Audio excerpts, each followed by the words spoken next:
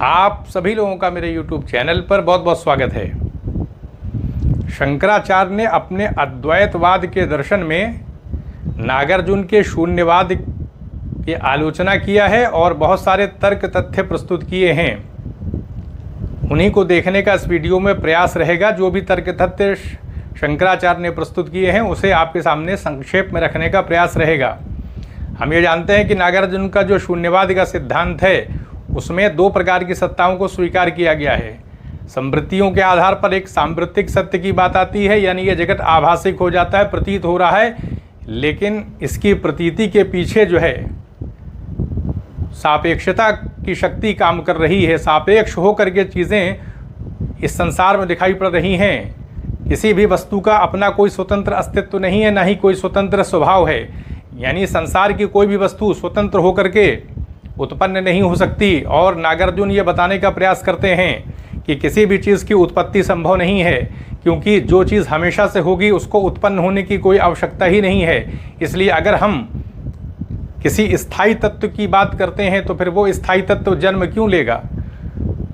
तो ऐसे में दोबारा उत्पत्ति हो जाएगी। इस आधार पर उत्पत्ति और विनाश इसको खंडित कर देते हैं। बताते हैं कि सांवृत्तिक सत्य के आधार पर ही प्रतीति संसार की हो रही है, सापेक्षता के आधार पर, प्रतीति समुत्पाद के आधार पर, यानी कारण कार्य के आधार पर ही संसार दिखाई पड़ रहा है। कोई भी चीज़ स्वतंत्र अस्तित्व नहीं रखती है, न ही वस्तुओं का अपना कोई स्वतंत्र स्वभाव होता है। इस आधार पर शंकराचार्य बताते हैं कि अगर हम सभी सत्ताओं का खंडन कर देंगे, यानी किसी भी चीज़ को स्वीकार नहीं करेंगे और शून्यवाद की स्थिति पर चले जाएंगे, जैसा कि नागार्जुन गए हैं, तो शंकराचार्य कहते हैं ना तो ज्ञान संभव हो पाएगा, ना तो मुक्ति की कोई बात आ पाएगी, और न ही कोई दार्शनिक प्रणाली प्रस्तुत की जा सकती है। खुद शून्यवाद की जो विचारधारा है उसको भी प्रस्तुत करना संभव नहीं होगा। तो ये पहला उन्होंने खंडन शंकराचार्य ने किया है कि हम सभी सत्ताओं का खंडन नहीं कर सकते हैं, क्योंकि ऐसा कर दिया जाएगा तो खुद शून्यवाद के सिद्धांत को प्रस्तुत करना भी संभव नहीं होगा। हालांकि इस पर आरोप लगाए हैं। सबसे पहली बात यह समझ लेना चाहिए कि शंकराचार्य ने जो भी आलोचना किया है उस आलोचना को आपके सामने रखने का प्रयास है। लेकिन जो बौद्ध दार्शनिक हैं वो शंकराचार्य की आलोचना को स्वीकार नहीं करते हैं। बाद में इसको आपके सामने रखा जाएगा। वो शंकराचार्य की विचारधारा में दोष दिखाने का प्रयास करते हैं, और ये हम कह सकते हैं कि एक दार्शनिक प्रणालियों में इस प्रकार का संघर्ष रहता है।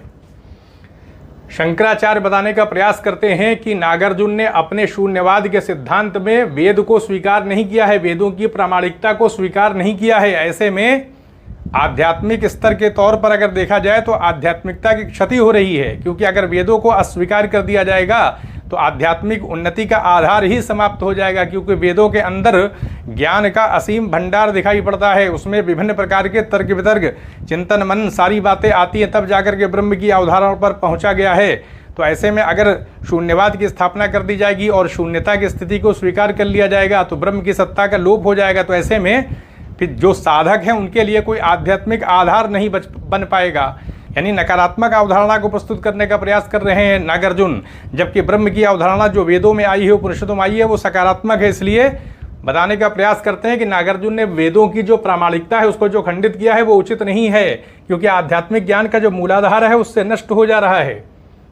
फिर वो बताने का प्रयास करते हैं क्योंकि अगर हम नागार्जुन की विचारधारा को देखें, शून्यवाद की विचारधारा को देखें, तो ये संसार हमको दिखाई पड़ रहा है। हम अपनी आँखों के माध्यम से संसार के जितने भी पदार्थ हैं, जो भी वस्तुएं हैं, हम उसको अपनी आँखों से देखते हैं। जैसे जादूगर के द्वारा नोट उछाली जाए, अगर विभिन्न प्रकार की 10, 20, 50 की 100 की नोट अगर उछाली जाए या दिखाई जाए तो हम उस नोट को देखते हैं, लेकिन उस नोट की कोई वास्तविक सत्ता नहीं होती, लेकिन वो प्रतीत होती है, दिखाई पड़ती है। इस आधार पर कहा जाए जो प्रतीति हो रही है वो नोट तो वास्तविक रूप से सत्य नहीं, लेकिन उस प्रतीति तो हो ही रही है, चाहे जिस रूप में हो। तो कहते हैं कि जो संसार दिखाई पड़ रहा है बस उसी प्रकार से है। संवृत्तियों के आधार पर सांवृत्तिक सत्य की बात करते हैं। दो प्रकार की सत्ता है, एक संवृत्तियों के सत्य के आधार पर यानी सांवृत्तिक सत्य की सत्ता है, एक पारमार्थिक सत्य है। तो जो सांवृत्तिक सत्य होता है ये आभासिक है, प्रातीतिक है, जादूगर की नोट की तरीके से कोई वास्तविकता नहीं है।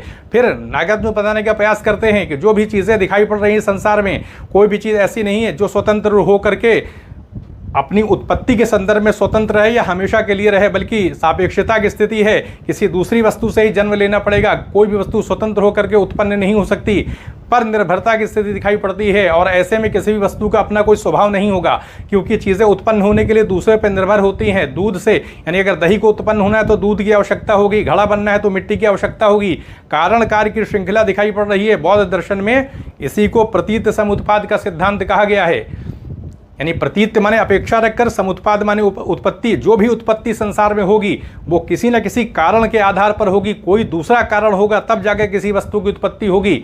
अगर दूध को उत्पन्न होना है तो पशु होना चाहिए, अगर पशु नहीं होगा तो भाई दूध की उत्पत्ति नहीं हो सकती। इस आधार पर उन्होंने बताया कि समृद्धियों का एक जगत दिखाई पड़ रहा है, आभासिक है, वास्तविक नहीं है, और पारमार्थिक सत्ता के तौर पर शून्यता की स्थिति है। तो शंकराचार्य बताते हैं कि समृद्धियों के आधार पर और पारमार्थिक सत्य को अगर देखें तो दो प्रकार की जो सत्ताएं दिखाई पड़ रही है, यानी सांप्रतिक सत्य और पारमार्थिक सत्य को अगर देखा जाए तो इसमें असंगति दिखाई पड़ती है। शंकराचार्य कहते हैं कि जो चीज़ आभासिक है, अविद्याजन्य है, यानी संसार में जो चीज़ें दिखाई पड़ती हैं वो आभास हैं, अविद्याजन्य में, उनकी कोई वास्तविक सत्ता नहीं है। तो ऐसे में अगर उनको हम स्वीकार कर लेते हैं तो उसके आधार को हम कमज़ोर कर देते, तो पारमार्थिक सत्य की कोई बात ही नहीं आएगी। क्योंकि जब समृद्धियों के आधार पर ये जगत जो आभासिक है, अविद्याजन्य है, जब उसी का आधार कमज़ोर है तो उसके आधार पर हम शून्यता तक पहुँचेंगे ही नहीं। क्योंकि शंकराचार्य बताने का प्रयास करते हैं कि अगर नागार्जुन की समृद्धियों के आधार पर जो ये संसार की प्रतीति का सिद्धांत उन्होंने बताया है कि संसार व्यवहारिक रूप से दिखाई पड़ता है समृद्धियों के आधार पर, तो शंकराचार्य कहते हैं ये अविद्याजन्य संसार अगर इसको स्वीकार कर लिया जाएगा पूरी तरीके से, अगर हम सत्ता का लोभ कर देंगे तो फिर शून्यता तक भी नहीं पहुंचा जा सकता, क्योंकि आधार को कमज़ोर कर दिया गया है। इसलिए समृद्धियों के आधार पर, यानी शंकराचार्य ये बताने का प्रयास करते हैं कि ये बात सही है। शंकराचार्य तो बताते हैं कि मायाजन्य ये संसार है, लेकिन वो बताते हैं उसका आधार ब्रह्म है जो कि सकारात्मक है, जबकि समृद्धियों के आधार पर जो जगत दिखाई पड़ रहा है वो अविद्याजन्य तो है, लेकिन उसका आधार है वो खुद शून्यता के आधार पर। शून्यता की स्थिति जो है वो रिक्ति के रूप में शंकराचार्य लेते हैं, जबकि बौद्ध दार्शनिक इस शून्यता को रिक्ति नहीं मानते हैं। वो बताते हैं शून्यता मध्यम मार्ग है। यानी बौद्ध दार्शनिक इस शंकराचार्य पे आरोप लगाते हैं कि शंकराचार्य ने इसको जो रिक्ति या खालीपन बता दिया कि शून्यता कुछ नहीं है, तो यही तो मामला आता है। बौद्ध दार्शनिक बताते हैं ये कुछ नहीं है की बात ही नहीं है, क्योंकि बौद्ध दर्शन में दो बातें बताई गई हैं, है और नहीं है के बीच की स्थिति है। हम हमेशा के लिए किसी चीज़ को है नहीं बता सकते और हमेशा के लिए नहीं है नहीं बता सकते, तो शून्यता भी मध्यम मार्ग है, निर्वाण भी मध्यम मार्ग है। इस आधार पर शंकराचार्य पर आरोप लगाया जाता है कि उन्होंने जो रिक्ति की बात कह दी है वो उचित नहीं है, ये नागार्जुन के शून्यवाद पर एक प्रकार का गलत आरोप लगाना है। इस प्रकार की बातें आती हैं।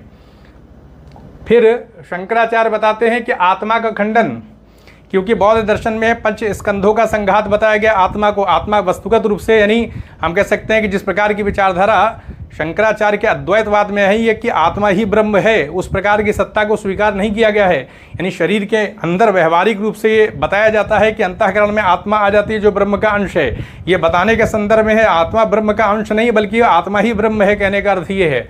तो इस आधार पर शंकराचार्य कहते हैं कि नागार्जुन ने आत्मा का खंडन कर दिया है। बौद्ध दर्शन में तो आत्मा की सत्ता को उस रूप में स्वीकार नहीं किया जाता, पंच स्कंधों का संघात बता दिया जाता है। जैसे हमारा ये शरीर है, अभी इसकी एक सत्ता है, लेकिन बताया जा रहा है ये शरीर की सत्ता है, ये वास्तविक नहीं है, विभिन्न प्रकार के अंगों का योग है, सारे अंग मिल करके शरीर बना देते हैं। इसी प्रकार से रूप, वेदना, संज्ञा, संस्कार, विज्ञान, ये 5 प्रकार के इनके परमाणुओं का संघात जो है हो जाता है, और संघात से हम कह सकते हैं शरीर बन जाता है, और विज्ञान से चेतना आती है, रूप जो होता है उससे हमारा ये पूरा शरीर बन जाता है, वेदना यानी सुख दुख का अनुभव होता है, रूप, वेदना, संज्ञा, संज्ञा माने जो हम ज्ञान प्राप्त कर रहे हैं, नाम दे रहे हैं, संस्कार जो हम कर्म करते हैं उसके आधार पर जो प्रवृत्तियां उत्पन्न होती है मन में उसका संस्कार जाता है, और विज्ञान जो चेतना प्राप्त होती है उसको ही आत्मा मान लिया गया है। ये पंच स्कंदों का संघात आत्मा है। तो इस आधार पर शंकराचार्य बताने का प्रयास करते हैं कि आत्मा का खंडन करना उचित नहीं है, क्योंकि अगर हम आत्मा का ही खंडन कर देंगे तो फिर मुक्ति का मार्ग ही पूरी तरीके से क्या हो जाएगा, ठप पड़ जाएगा, रुक जाएगा। इस आधार पर कहते हैं कि अपना उनका जो सिद्धांत है अद्वैतवाद, उसी को उन्होंने माना है, नागार्जुन के शून्यवाद को खंडित कर दिया है। क्योंकि जब आत्मा की ही सत्ता नहीं होगी तो फिर ब्रह्म का आधार ही, क्योंकि आत्मा ही ब्रह्म है, तो ऐसे में ब्रह्म की सत्ता का भी निषेध हो जा रहा है। इसलिए शंकराचार्य उसको स्वीकार नहीं करते हैं। बताते हैं कि स्वतंत्र और शाश्वत रूप में नागार्जुन ने आत्मा की सत्ता को नहीं माना है, जो कि हम कह सकते हैं कि आत्मज्ञान और मुक्ति के मार्ग में एक बहुत बड़ी बाधा है, और ये बाधा नागार्जुन ने प्रस्तुत किया या बौद्ध दर्शन में ये बाधा दिखाई पड़ती है, उसको स्वीकार नहीं करते हैं। फिर बात आती है कि जगत पूरी तरीके से मिथ्या, क्योंकि संवृत्तियों के आधार पर, सांवृत्तिक सत्य के आधार पर जगत की प्रतीति हो रही है, जगत की कोई वास्तविक सत्ता नहीं है।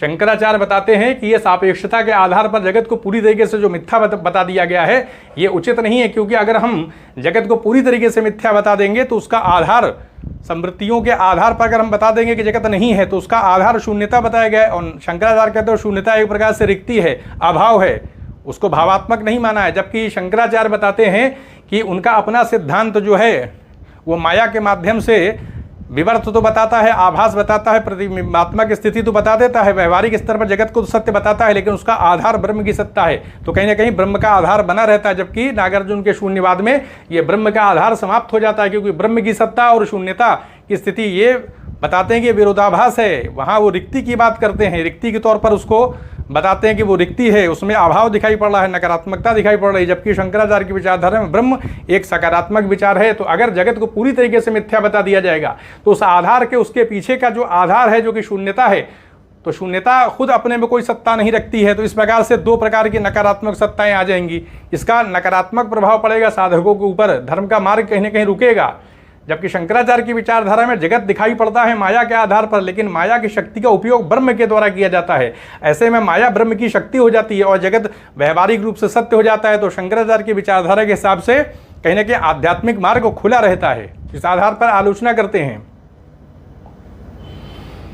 निर्वाण की अवधारणा को असंगत बता देते हैं। यानी शंकराचार्य जो बताते हैं कि निर्वाण की जो अवधारणा आई है बौद्ध दर्शन में या नागार्जुन के शून्यवाद में, अस्पष्ट और नकारात्मक है पूरी तरीके से, क्योंकि शून्यता का बोध सकारात्मक नहीं है। यानी शंकराचार्य ये बताने का प्रयास करते हैं कि ये जो निर्वाण की अवधारणा है ये पूरी तरीके से स्पष्ट नहीं है। हालांकि बौद्ध दर्शन के हिसाब से देखा जाए तो निर्वाण खुद मध्यम मार्ग है, क्योंकि निर्वाण के अंदर जब निर्वाण की स्थिति हो जाती है तो सुख दुख किसी भी अवस्था का ज्ञान नहीं रहता है। निर्वाण को अगर कहा जाए कि पूरी तरीके से मतलब निर्वाण में शून्यता का ज्ञान होगा, निर्वाण एक ऐसी स्थिति है जब हमें शून्यता का ज्ञान हो जाता है। बिना शून्यता का ज्ञान हुए तो निर्वाण की उपलब्धि होगी नहीं। और शून्यता के बारे में बता दिया कि वो मध्यम मार्ग है, तो ऐसे में निर्वाण भी तो मध्यम मार्ग ही होगा, क्योंकि निर्वाण तो एक दरवाजा है जिसके माध्यम से शून्यता का ज्ञान होता है। और शून्यता खुद क्या है, वो खुद मध्यम मार्ग है और नहीं है कि बीच का मार्ग है ये। यानी अगर हम कह सकते हैं कि पूरी तरह से रिक्ति, खालीपन है, तो शंकराचार्य की विचारधारा को स्वीकार नहीं किया है बौद्ध दार्शनिकों ने। बताया है कि बौद्ध दर्शन में एक सिरा है पूरी तरीके से हाँ वाला और दूसरा सिरा है पूरी तरीके से नकार दिया जाए। सकारात्मकता नकारात्मकता हमेशा के लिए अगर किसी चीज़ को हाँ बताया जाएगा तो उसको स्वीकार नहीं किया गया है। यानी सत्ता को स्वतंत्र रूप से हमेशा के लिए किसी भी चीज़ के संदर्भ में स्थापित नहीं किया जा सकता और किसी चीज़ को निषेध भी उसका आत्यंतिक तौर पर नहीं किया जा सकता। इसलिए मध्यम मार्ग की स्थिति आती है, बीच का रास्ता होता है। तो निर्वाण खुद मध्यम मार्ग है। इस आधार पर मतलब शून्यता खुद मध्यम मार्ग, इस आधार पर निर्वाण भी मध्यम मार्ग हो जाएगा। इसलिए अस्पष्ट और नकारात्मक नहीं है। ये नकारात्मकता की जो बात बताई जा रही है, शंकराचार्य कह रहे हैं, तो नकारात्मकता का मतलब होता है वो दूसरा वाला सिरा, यानी किसी चीज़ की सत्ता नहीं है। इसको बौद्ध दार्शनिक स्वीकार नहीं करते हैं। बताते हैं कि शंकराचार्य इस बात को समझे नहीं है। उन्होंने बेवजह जो है आक्षेप लगाया है कि निर्वाण जो है कि जो अवधारणा है वो अस्पष्ट है। अस्पष्ट नहीं है, बल्कि ये मध्यम मार्ग है ये। और ये मध्यम मार्ग क्यों है? क्योंकि शून्यता खुद मध्यम मार्ग है। तो निर्वाण तो एक मार्ग है और यानी दरवाजा है, उसके माध्यम से हम शून्यता को देखते हैं। तो शून्यता तो खुद मध्यम मार्ग है।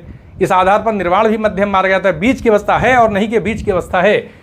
तो इस आधार पर शंकराचार्य ने हालांकि अपने तर्क में आरोप लगाया कि निर्वाण की अवधारणा अस्पष्ट और नकारात्मक है, जिससे लोगों के मन पर विपरीत प्रभाव पड़ता है। निर्वाण को लोग नकारात्मक समझ लेते हैं, इसलिए कहीं ना कहीं धर्म का मार्ग रुकता है।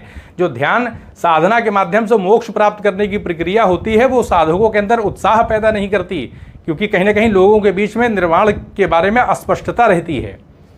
तो शून्यता का बोध जो है वो सकारात्मक नहीं, ये आरोप लगाया है। और क्योंकि शंकराचार्य को अद्वैत वेदांत अपना जो सिद्धांत था उसको स्थापित करना था, तो पूरा बल उनका मानी सी बात रहेगा। और उसमें जब संघर्ष होता है तो फिर जनसाधारण संघर्ष के बीच में बहुत सारी बातें लोगों तक पहुंचती है, तो कुछ सच्चाई पहुंच पाती है, नहीं पहुंच पाती है। लेकिन शंकराचार्य तो मानी सी बात है कि वेदांत दर्शन की स्थापना करना था, तो उस आधार पर वो शास्त्रार्थ भी कर रहे थे। तो उनको अपना जो तर्क उनको लगा उचित उन्होंने किया। हालांकि बाद में उसको खंडित करने का प्रयास किया गया कि शंकराचार्य इसको समझ नहीं पाए निर्वाण को, और न ही शून्यता को समझ पाए। तर्क का दुरुपयोग, यानी शंकराचार्य कह रहे हैं कि नागार्जुन ने तर्क का दुरुपयोग किया है, क्योंकि सभी का निषेध नकारात्मक को बढ़ा देता है। तर्क का उद्देश्य क्या होता है? किसी पॉजिटिव चीज़ को स्थापित करना, किसी सकारात्मक पक्ष को स्थापित करना, ताकि लोगों को कहीं ना कहीं एक आदर्श मिले, कोई ना कोई रास्ता मिले धर्म के क्षेत्र में या दर्शन के क्षेत्र में। जबकि नागार्जुन ने जो तर्क का उपयोग किया है उससे पूरी तरीके से नकारात्मकता स्थापित हो जा रही है। समृद्धियों के आधार पर जगत भी अविद्या के आधार पर अपनी सत्ता खो देता है, और फिर उस सत्ता के पीछे जो एक शक्ति काम कर रही शून्यता की, उसको भी शंकराचार्य ने बताया कि वो भी नकारात्मक है। तो इस तरह से नकारात्मकता बढ़ती है, जबकि सकारात्मकता वो बताते हैं कि उनके अपने सिद्धांत में है। वो संसार को समृद्धियों के आधार पर, विवर्त के आधार पर माया तो घोषित करते हैं, लेकिन ब्रह्म के द्वारा उस माया शक्ति का उपयोग किया जाता है, इसलिए ब्रह्म की सत्ता बची रहती है। कहीं ना कहीं लोगों के लिए एक आदर्श, एक मार्ग बचा रहता है। तो बताया है शंकराचार्य ने कि तर्क का उद्देश्य सत्य की स्थापना है, ना कि खंडन। फिर शून्यता की गलत व्याख्या, यानी शंकराचार्य ने बताया है कि शून्यता जो है वो रिक्तता और नकारात्मकता को बढ़ावा देती है। एक प्रकार से शंकराचार्य के हिसाब से शून्यता को रिक्तता बताते हैं, जबकि बौद्ध दार्शनिक यानी जो नागार्जुन का शून्यवाद है उसमें ऐसी बात नहीं है। क्योंकि नागार्जुन का जो शून्यवाद है उसमें मध्यम मार्ग की बात है, क्योंकि महात्मा बुद्ध के सिद्धांत से कोई अलग नहीं हो सकता। क्योंकि बाद के जितने भी दार्शनिक हुए हैं बौद्ध दर्शन के अंदर या बौद्ध धर्म के अंदर, वो महात्मा बुद्ध के सिद्धांतों से कैसे अलग हो जाएंगे। तो महात्मा बुद्ध के सिद्धांत ने तो प्रतीत समुत्पाद का सिद्धांत दिया था, और ये बता दिया था कि क्षणिकवाद की तो विचारधारा बाद में विकसित हुई, अनित्यतावाद का सिद्धांत दिया था। इस आधार पर कहा जा सकता है कि जो शून्यवाद का विकास है उसमें निर्वाण की जो बात आ रही है, तो निर्वाण तो शून्यता का ज्ञान है, और शून्यता जो है वो दो विपरीत विचारधाराओं के बीच का मार्ग है और नहीं है के बीच का मार्ग। इस आधार पर बौद्ध दार्शनिक बताते हैं कि शंकराचार्य ने गलत आक्षेप किया है, लोगों के बीच गलत संदेश दिया है। नागार्जुन के शून्यवाद के बारे में भ्रमात्मक जानकारी फैलाने का प्रयास किया, तर्क के आधार पर उनका खंडन नहीं है, ये बौद्ध दार्शनिक बताने का प्रयास करते हैं। शंकराचार्य कहते हैं कि शून्यता की गलत व्याख्या कर दी गई है, जिससे रिक्तता और नकारात्मकता समाज में फैल रही है।